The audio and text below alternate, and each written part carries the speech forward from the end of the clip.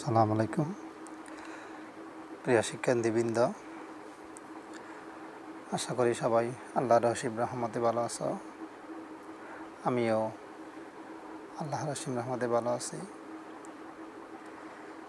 এই করোনাকালীন সময়ে সরকার কর্তৃক গৃহীত অনলাইন ক্লাসের কার্যক্রম হিসাবে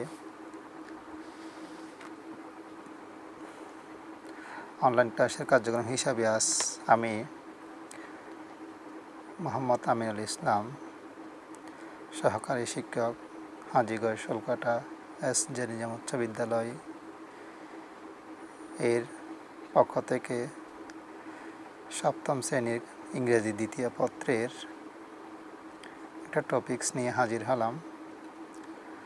তো সবাই যখন অনলাইনে আসবে তখন তোমরা আশা করি ক্লাসটা দেখবে এবং উপভোগ করবে।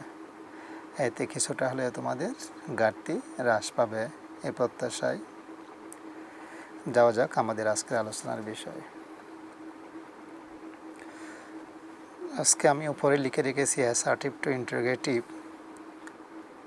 এই জন্য আমাদের অ্যাসার্টিভ সেন্টেন্স চিনতে হবে। আশা করি আমি এর আগের ক্লাসে অ্যাফার্মেটিভ টু নেগেটিভ, যেটা অ্যাসার্টিভের প্রকারভেদ, এগুলো নিয়ে আলোচনা করেছিলাম। আজকে অ্যাসার্টিভ টু ইন্টারোগেটিভ। আমরা জানি যে সেন্টেন্স দ্বারা কোনো বিবৃতি প্রদান করা হয় সেটাকে বলা হয় অ্যাসার্টিভ সেন্টেন্স। যেমন বাদশাহ ইজ গোয়িং টু বাই এ কার, বাদশাহ যাচ্ছে কিনতে একটি কার, এটা অ্যাসার্টিভ একটা বিবৃতি বোঝাচ্ছে। আর এই সেন্টেন্সটাকে যদি আমরা ইন্টারোগেটিভ করতে যাই, ইন্টারোগেটিভ করার নিয়ম হচ্ছে সবসময় যা একটা অপারেটর থাকবে বা অক্সিলিয়ারি ভার্ব, সেটা আগে চলে আসবে। যদি অ্যাফার্মেটিভ হয় সেটা নেগেটিভ রূপ ধারণ করবে, আর যদি নেগেটিভ হয় তাহলে অ্যাফার্মেটিভ হবে বা নটটা হবে না। তাহলে সেন্টেন্সটা বাদশাহ ইজ গোয়িং টু বাই এ কার, এটা হচ্ছে অ্যাফার্মেটিভ সেন্টেন্স, যেহেতু এখানে কোনো নাবোধকর্তা নেই।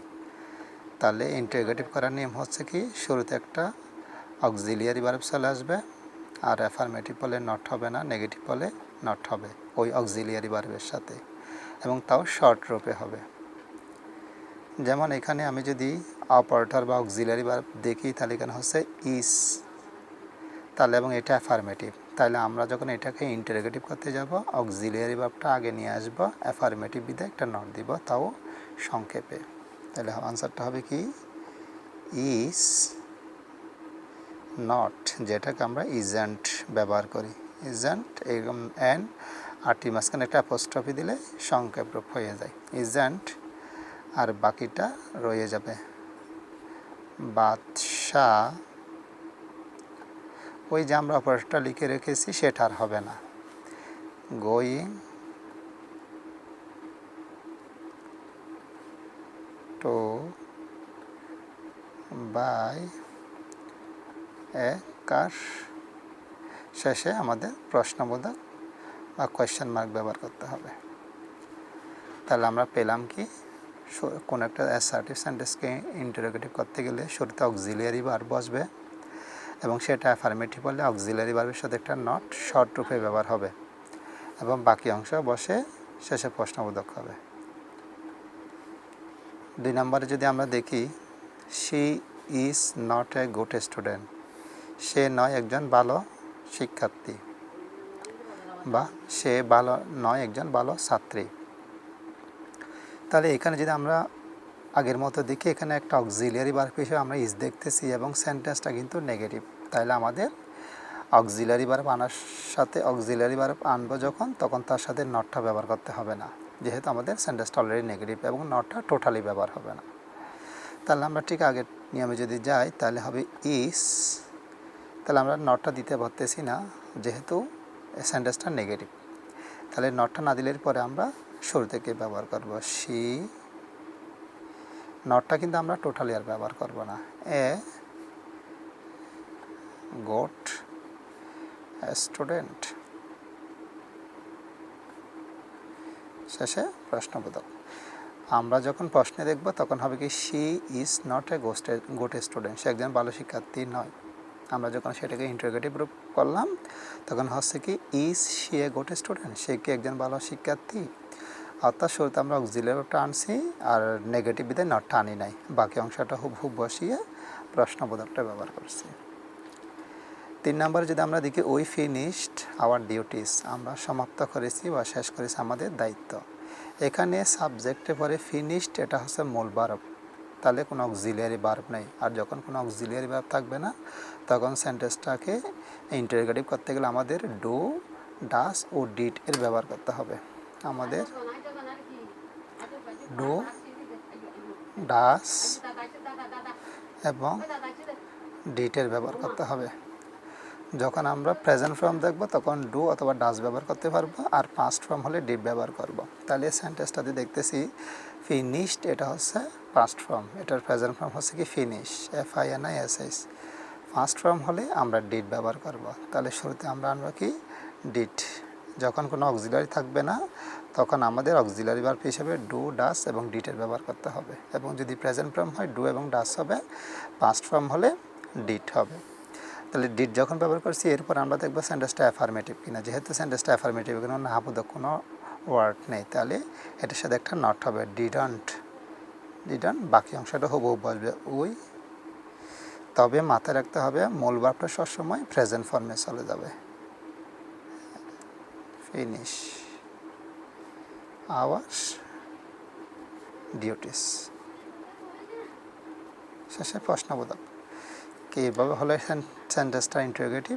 যদি কোনো অক্সিলারি ভার্ব না থাকে তখন মূল ভার্বটার উপর নির্ভর করে আমাকে ডু, ডাস এবং ডিটের হেল্প নিতে হবে। যদি প্রেজেন্ট ফর্ম হয় ডু এবং ডাস হবে, ফার্স্ট ফর্ম হলে ডিড হবে।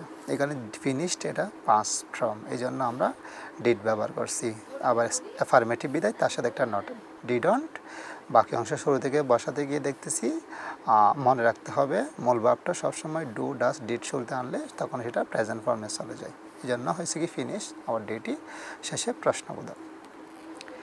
এরপরটাতে যদি যাই he reads a book, subject বা সরাসরি মূল ভার্ব বা প্রিন্সিপাল ভার্ব, তাহলে মূল ভার্ব বা প্রিন্সিপাল ভার্ব ফলে আমাদের হেল্প নিতে হবে ডু, ডাস এবং ডিটের। যদি প্রেজেন্ট ফর্ম হয় ডু এবং ডাস, পাস্ট ফর্ম হলে ডিড। এটা রিডস, এটা হচ্ছে প্রেজেন্ট ফর্ম। কেন আমরা জানি প্রেজেন্ট ফর্মের সাথে subject third person singular number হলে একটা এস বাই এস হয়। তাহলে এস থাকলে বা এস ফর্ম হলে তাহলে আমাদের এদিকে ডাস ইএস যুক্ত সেটা নিতে হবে। তাহলে তা আমরা এখানে নিব কি ডু, ডাস, এর থেকে ডাস নিব, যেহেতু 12 সাথে একটা কী আছে এস আছে ডাস। তাহলে সেন্টেন্সটা যেহেতু অ্যাফার্মেটিভ তার সাথে একটা কী হবে নট, তাও শর্ট রূপ ডাজেন্ট। বাকিগুলো আমরা হুবহু ব্যবহার করব।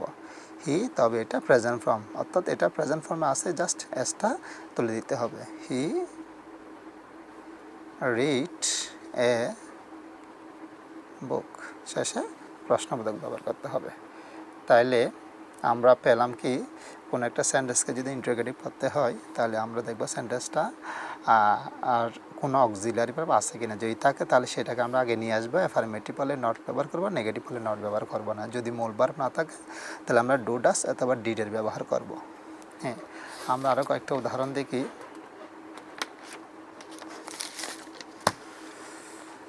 যেমন আই প্লে ক্রিকেট, আমি খেলি ক্রিকেট, আমি ক্রিকেট খেলি। এখানে সাবজেক্ট হচ্ছে আই, প্লে হচ্ছে মূল ভার্ব, ক্রিকেট হচ্ছে অবজেক্ট। তাহলে এখানে প্লে হচ্ছে সরাসরি মূল ভার্ব এবং মূল ভার্বের মধ্যে হচ্ছে প্রেজেন্ট ফর্ম। তাহলে আমরা ওদিকেই বলে এসেছিলাম যদি কোনো অক্সিলারি ভার্ব না থাকে, মূল ভার্ব থাকে, তখন আমরা ডু, ডাস, ডিটের ব্যবহার করব। যদি এটা প্রেজেন্ট ফর্মে থাকে ডু অথবা ডাস। হ্যাঁ, ডু, ডাস কখন নিব, যদি ভার্বটা এস ফর্ম থাকে তাহলে ডাস নিব, নাহলে ডো নিব। তাহলে এখানে সাথে যেহেতু কোনো এস নাই তাহলে আমরা ডো নিব। তাহলে ডু অ্যাফার্মেটিভ হলে নট হবে, তাহলে ডোন্ট।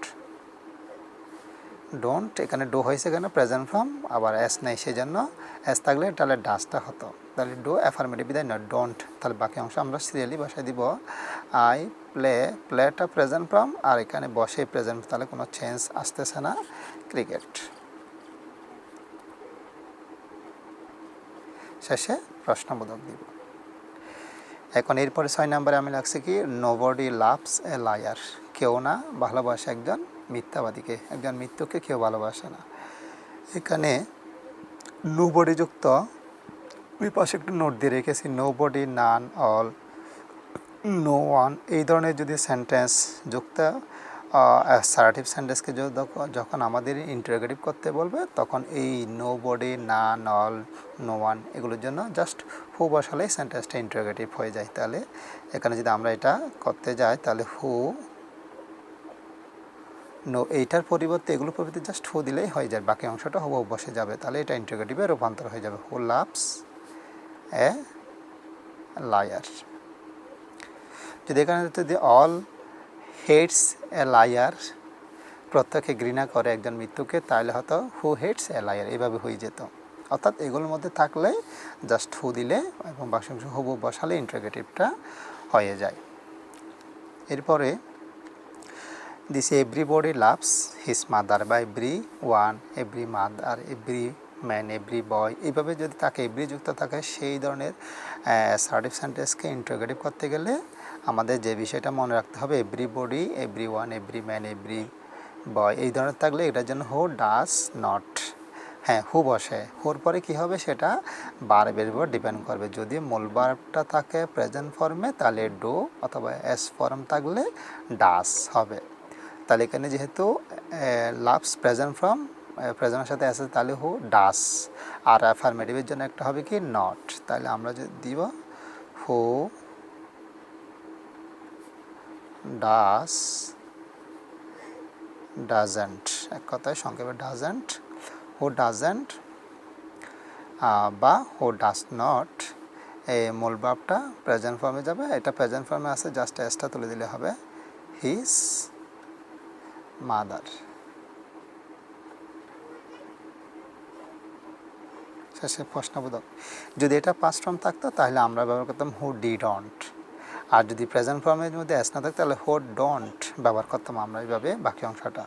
আর যদি এখানে যদি সরাসরি মূল ভার্বটা না থেকে ইস, এম আর এই ধরনের থাকতো আমরা তাহলে সরাসরি সেটাই, যদি বলতে এভরিবডি ইস এই ধরনের থাকতো তাহলে আমরা হু ইজন্ট এইভাবে ব্যবহার করতে পারতাম। অর্থাৎ এভরিবডি যুক্ত সেন্টেন্সকে ইন্টিগ্রেট করতে গেলেও হু বসে, তবে এখানে নো বডি বা নান, অল, নো ওয়ানের ক্ষেত্রে সরাসরি বাকি অংশ বসেছে। এখানে এটা অ্যাফার্মেটিভ বিদায় নেগেটিভ করতে গেলে অক্সিলারি ভার্বটা কী হবে সেটা এইখানে মূল ভার্ব থাকলে সেটার সাথে ডু, ডাস, ডিড অথবা সরাসরি যদি কোনো অপারেটর থাকে সেটা ব্যবহার করতে হবে এবং তার সাথে একটা নট ব্যবহার করতে হবে। তাহলে এইভাবে আমাদের অ্যাফার্মেটিভ অ্যাসার্টিভ সেন্টেন্সটাকে ইন্টিগ্রেটিভ করতে হবে।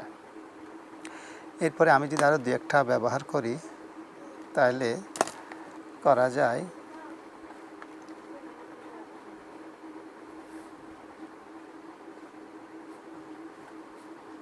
I never went to Dhaka. এটাকে যদি আমাদের ইন্টিগ্রেট করতে বলে তবে এটাকে তার একটা ব্যতিক্রম নিয়ে তোমাকে তোমাদের মনে রাখতে হবে, সেটা যদি নেভার যুক্ত সেন্টেন্স হয় তাহলে সেটাকে আমরা ইন্টিগ্রেট করার সময় এভার ব্যবহার করব। তাহলে আমরা একটু দেখি, I never went to Dhaka, আমি কখনো যাইনি ঢাকায়। তাহলে এখানে সাবজেক্ট ওর নেভারটা হচ্ছে অ্যাডভার্ব অফ টাইম, তাহলে এটা আমরা দেখব ভার্ব, তাহলে ভার্ব আছে এখানে ওয়েন্ট, এটা সরাসরি মূল ভার্ব, তাহলে মূল ভার্ব বলে এটা ডু, ডাস, ডিড হবে। যেহেতু ওয়েন্ট এটা আছে গ এর পাস্ট ফর্ম, তাহলে পাস্ট ফর্ম হলে আমরা অক্সিলারি ভার্ব হিসেবে ব্যবহার করব ডিড। এখানে নট হচ্ছে না, যেহেতু নেভারটা অলরেডি নাবোধক সেন্টেন্স বা নেগেটিভ সেন্টেন্স, এই জন্য আমাদের নটটা ব্যবহার হচ্ছে না। তবে নটটা হয়ে যাবে কি এবার, ডু আই এভার, তাইলে আমরা জানি মূল ভার্বটা সবসময় ডু, ডিড, ডাস ব্যবহার করলে প্রেজেন্ট ফর্মে চলা যায়, গো টু ঢাকা।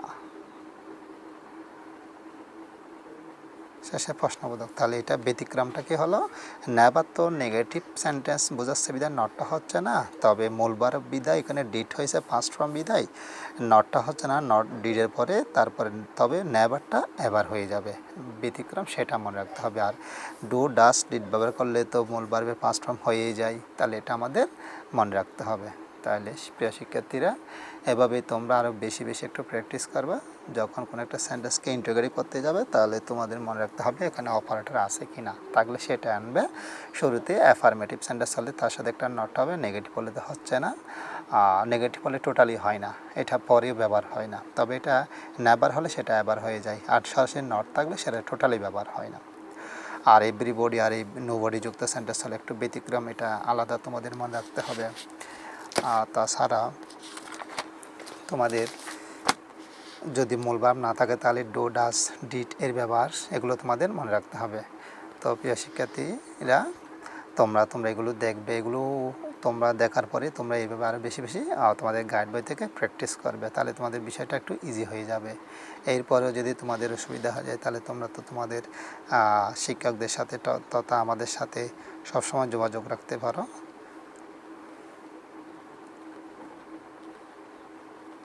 আমাদের বিষয়টা জানাতে পারো। তো এই পর্যন্ত তোমাদের সুস্বাস্থ্য দীর্ঘায়ু কামনা করে তোমাদের পাঠের কিছুটা অগ্রগতি হোক এই প্রত্যাশায় আজকে এখানে আমার ক্লাসের ইতি টানলাম। আসসালামু আলাইকুম।